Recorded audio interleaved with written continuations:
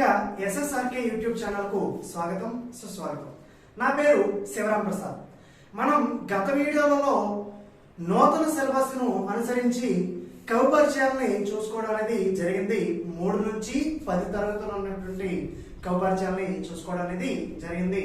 మరి ఇప్పుడు అదే నూతన సిలబస్ ను అనుసరించి 3 నుంచి 10 తరగతులు ఉన్నటువంటి పాఠ్య పుస్తకాల్లో ఉన్నటువంటి విశేషాంశాలు, అలాగే నేపథ్యాలు, అలాగే ఇతివృత్తాల గురించి తెలుసుకుందాం. మరి ఇందులో ముఖ్యంగా 3వ తరగతిలో ఉన్నటువంటి విశేషాంశాలు, నేపథ్యాలు, అలాగే ఇతివృత్తాల గురించి మనం ఈ వీడియోలో చూద్దాం. మరి 3వ తరగతిలో మొట్టమొదటిగా ఉన్నటువంటి పాఠం కనుక మనం పరిశీలించినట్టయితే తెలుగు తల్లి అనేటువంటి పాఠం. మొట్టమొదటి పాఠం తెలుగు తల్లి అనేటువంటి పాఠం. మరి ఈ తెలుగు తల్లి అనేటువంటి పాఠం, ఆ పాఠం యొక్క ఇతివృత్తం కనుక మనం పరిశీలించుకున్నట్లయితే అది మరి తెలుగు తల్లి, ఆ తెలుగు తల్లి యొక్క గొప్పదనాన్ని గురించి చెబుతుంది. కాబట్టి దేశభక్తి అనేటువంటి ఇతివృత్తంతో కొనసాగేటువంటి ఆ పాఠమే ఈ తెలుగు తల్లి అనేటువంటి పాఠం. మరి అలాగే ఈ పాఠం యొక్క ప్రక్రియ, మరి ఆ పాఠం యొక్క ప్రక్రియ గురించి కనుక మనం చూసుకున్నట్లయితే అది చక్కటి గేయం. సో మరి అది పాడుకోవడానికి వీలుగా ఉండేటువంటి గేయం కాబట్టి ఆ పాఠం యొక్క ప్రక్రియ అనేది గేయం అవుతుంది. మరి నేపథ్యం గురించి కనుక మనం చూసుకున్నట్టయితే ఈ తెలుగు తల్లి యొక్క గొప్పదనాన్ని వివరించడమే ఈ పాఠం యొక్క నేపథ్యం అని మనం తెలుసుకోవచ్చు. అలాగే మరి మనకి ఈ తెలుగు గ్రామర్కి సంబంధించి అలంకారాలు అనేటువంటి ఒక టాపిక్ ఉంటుంది. ఆ అలంకారాలు కనుక మనం వెళ్ళినట్టయితే ఈ తెలుగు తల్లి అనేటువంటి ఆ పాఠంలో ఇచ్చినటువంటి అలంకారం కనుక మనం పరిశీలించుకున్నట్లయితే అందులో ఉన్నటువంటి అలంకారం అంత్యానుప్రాస అలంకారం అనేది ఈ పాఠంలో ఇవ్వడం అనేది జరిగింది. ఆ పాఠంలో ఇచ్చినటువంటి అలంకారము అంత్యానుప్రాస. మరి ఇందులోనే ఒక చిన్న ఎగ్జాంపుల్ కనుక మనం పరిశీలించుకున్నట్లయితే అదేవో తెలుగు తల్లి అందాల నిండు జాబిల్లి, తల్లి జా బిల్లిలో బిల్లి, అలా ఆ 2 మాటలు కూడా ప్రాస కలుస్తాయి.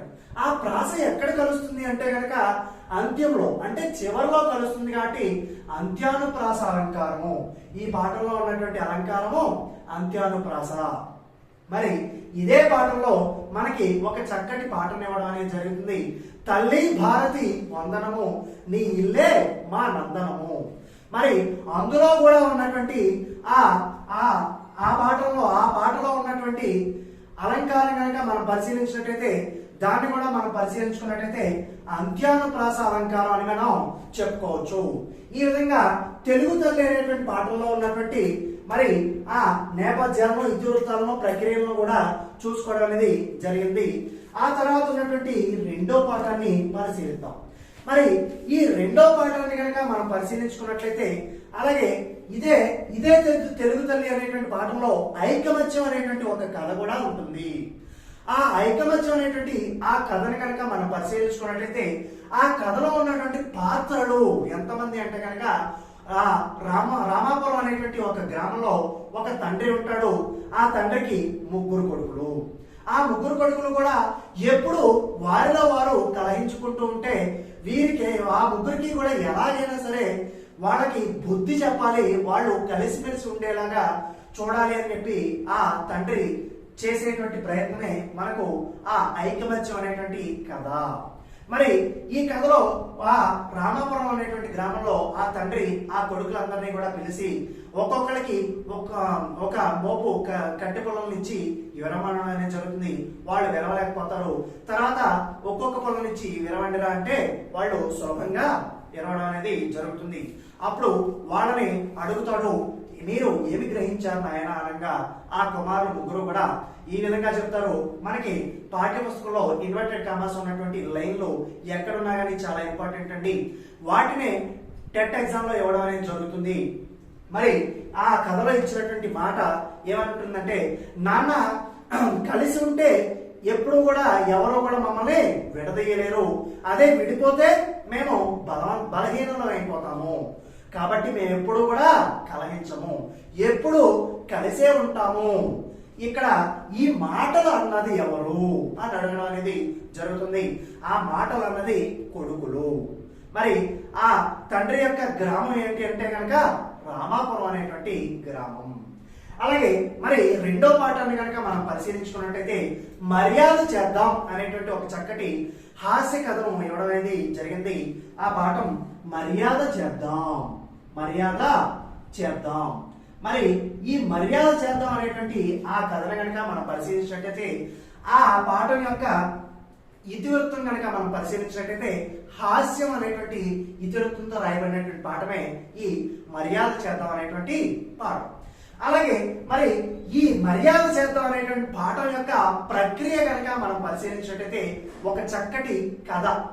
ఇతివృత్తం అయితేనేమో హాస్యం, ప్రక్రియ అయితే చక్కటి కథ. మరి ఈ పరమానందయ్య గారి గురించి ఇందులో ఇవ్వడం అనేది జరుగుతుంది. ఇందులో ఉన్నటువంటి పాత్రలు కనుక మనం పరిశీలించుకున్నట్లయితే పరమానందయ్య గారు వారి యొక్క గ్రామం కనుక మనం పరిశీలించినట్లయితే వారి యొక్క రాజ్యం కళింగ అనేటువంటి రాజ్యం. కళింగ అనేటువంటి రాజ్యంలో పరమానందయ్య గారు ఉంటారు. ఆ పరమానందయ్య గారికి శిష్యుల యొక్క సంఖ్య ఎంత అంటే 12 మంది. మరి అందరూ కూడా అమాయకులే. వాళ్ళందరూ కూడా చాలా తెలివి తక్కువ వారు. వారిని ఎలాగైనా తెలివైన వారుగా చేయడమే ఆయన యొక్క లక్ష్యం. వారు చేసేటువంటి తెంగర పనులతో మనందరికీ హాస్యం పుట్టిస్తారు కాబట్టి అది హాస్యం అనేటువంటి ఇతివృత్తంతో రాయబడినటువంటి కథ అని మనం చెప్పుకోవచ్చు. మరి ఒకసారి పరమానందయ్య గారి యొక్క స్నేహితుడు అనేవాడు వాళ్ళ ఇంటికి రావడం జరుగుతుంది. ఆ పరమానందయ్య గారి యొక్క స్నేహితుడి పేరు ఏమిటి అంటే కనుక మరి పేరయ్య. ఆయన పరమానందయ్య గారి ఇంటికి వచ్చినప్పుడు ఆ పరమానందయ్య గారు వాళ్ళ యొక్క భార్య ఇద్దరు కూడా బయటకు వెళ్తారు. అప్పుడు వీళ్ళు ఆయన రావడం ఒరే పరమ, ఇది చాలా ఇంపార్టెంట్ అండి.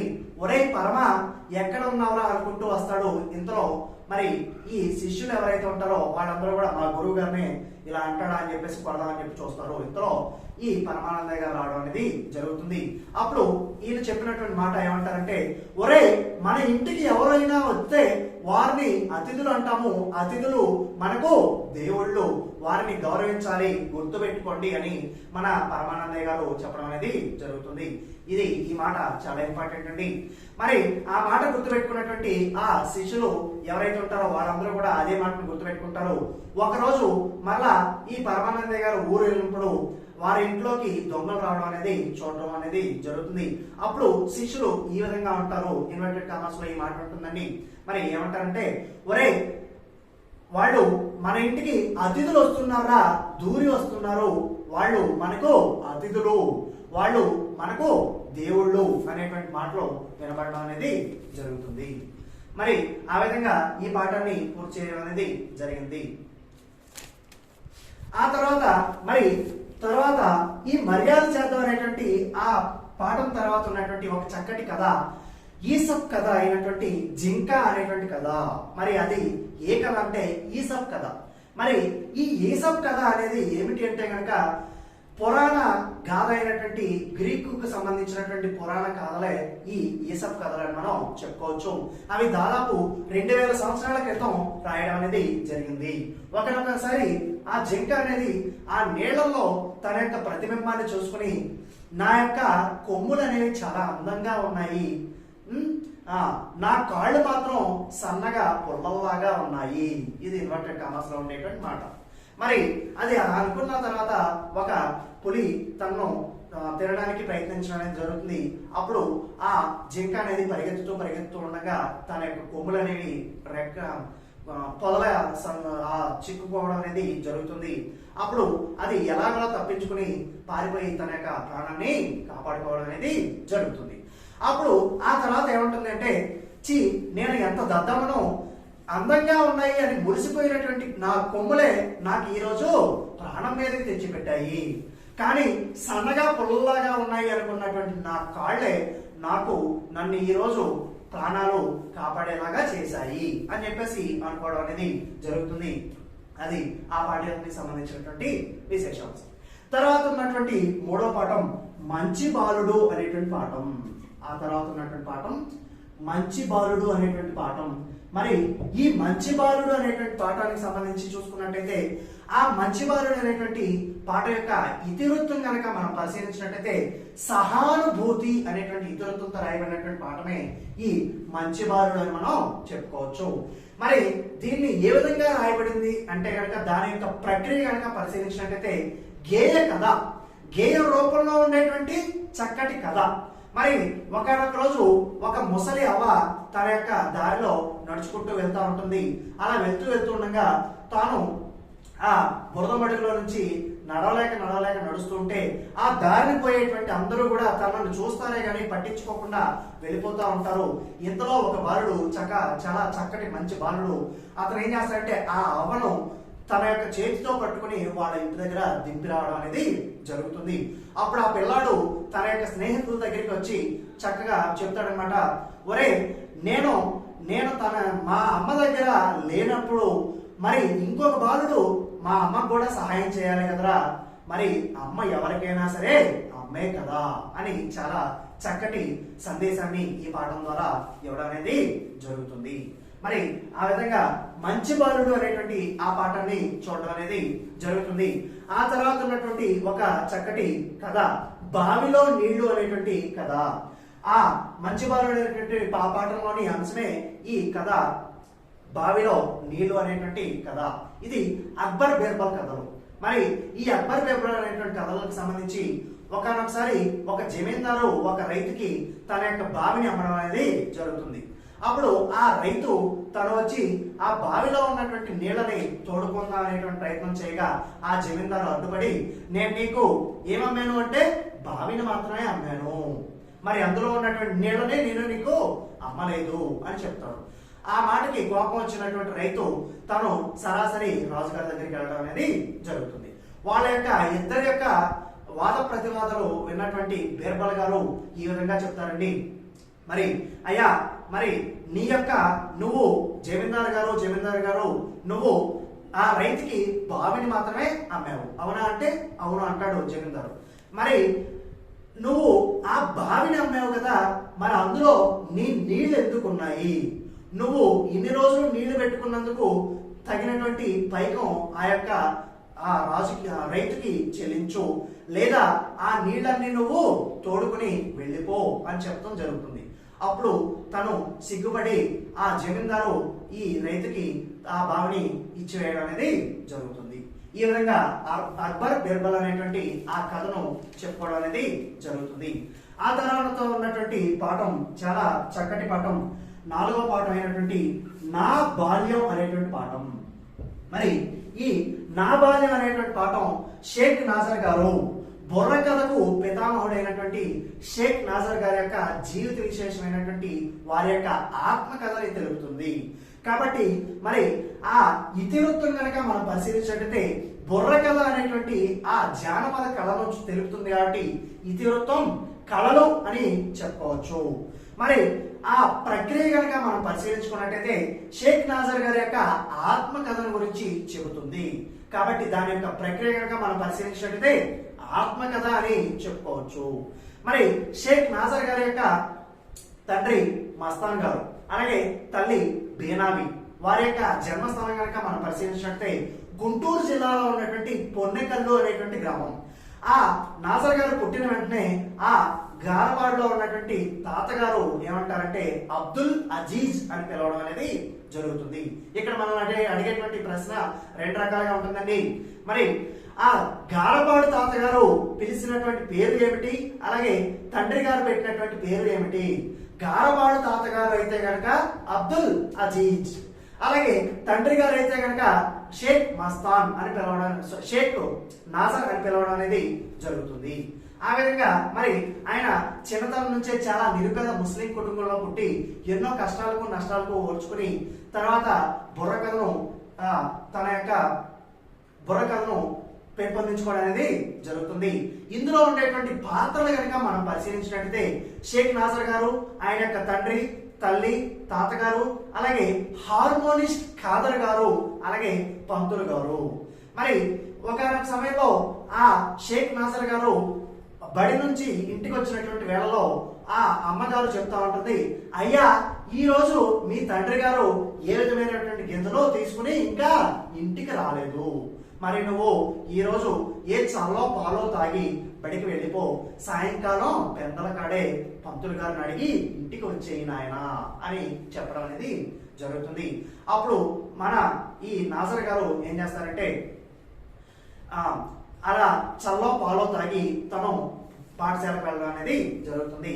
అలా చేస్తుండగా ఒకనొక రోజు హార్మోనిస్ట్ ఖాదర్ గారు ఆయన ఈ మస్తాన్ గారి దగ్గరికి వచ్చి, మస్తాన్ గారు మీ వాడు చాలా తెలివైన వాడు, మీ వాడిని నాతో పంపించండి, నేను మీ వాడికి చక్కటి జానపద కళారూపమైనటువంటి ఈ శృతి లయ అనేటువంటి నేర్పించి ప్రయోజకుడిని చేస్తానని చెప్పడం అనేది జరుగుతుంది. అలా ఆయన తన యొక్క ప్రతిభను మొత్తం కూడా తనకు తెలిసినటువంటి విద్యను మొత్తం కూడా షేక్ నాజర్ గారికి చెప్పడం అనేది జరుగుతుంది. అలా కొంతకాలం అయిన తర్వాత పాఠశాల వార్షికోత్సవంలో, ఇది చాలా ఇంపార్టెంట్ అండి, పాఠశాల వార్షికోత్సవంలో మన షేక్ నాజర్ గారు ఆడినటువంటి నాటకం ఏమిటి అంటే కనుక ద్రోణ విజయం అనేటువంటి నాటకం. మరి ఈ ద్రోణ విజయంలో ఆ పద్యాలు చాలా చక్కగా పాడడం వల్ల ఆ పంతులు గారు అనే ఆయన ఈ షేక్ నాజర్ గారికి ఇచ్చినటువంటి బహుమతి కనుక మనం పరిశీలించినట్టయితే ఒక పుస్తకం, 5 రూపాయలు, అలాగే పెన్సిల్ ఇవ్వడం అనేది జరుగుతుంది. ఈ విధంగా షేక్ నాజర్ గారి యొక్క జీవిత విషయాన్ని ఇవ్వడం అనేది జరిగింది. మరి ఆ తర్వాత ఉన్నటువంటి పాఠాన్ని కనుక మనం పరిశీలించుకున్నట్టయితే ఒక చక్కటి కథ ఉంటుందండి, బంగారు మొలక అనేటువంటి కథ. ఈ కథలో ఉన్నటువంటి పాత్రలను కనుక మనం పరిశీలించినట్టయితే రాజుగారు, అలాగే ఒక తాత. ఆ తాత ఏం చేస్తూ ఉంటాడంటే కనుక ఒక మామిడి టెంకను నాటడం అనేది జరుగుతూ ఉంటుంది.